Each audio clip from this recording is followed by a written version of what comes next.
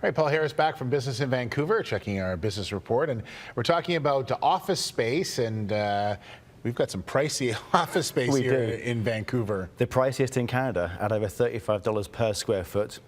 It certainly eclipses Calgary and is significantly higher than in Toronto. Yeah.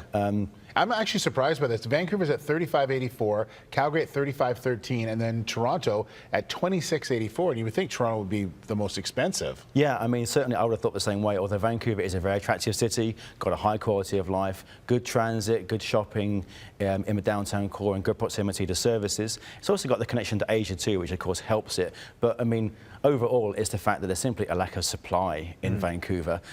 Most tenants tend to renew. There's a very low vacancy rate in Vancouver as a result.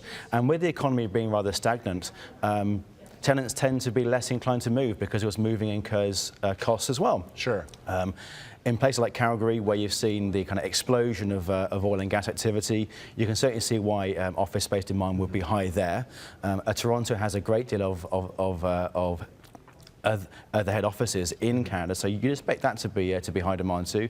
But Vancouver has lost head offices. Right. It's not somewhere where that many firms choose to locate the head office, partly because there isn't the available floor space. There simply isn't a space large enough to house a head office. Like a large company. Exactly. So if that's the case, then I know that, is that like a Surrey would try, because they're growing exponentially, including office space. You see a lot of retail space and office towers and things like that. Because I would think that if you want, but is it the fact that it's being in the city of Vancouver that is more important to people as far as, you know, on that name recognition, or is it okay to go out to Surrey and operate a business there? That helps. I mean, it certainly helps to be in Vancouver, but as you point out, places like Surrey have become more attractive. Companies have moved out into you know, the business centres outside of the downtown core, because the lease rates are much more attractive.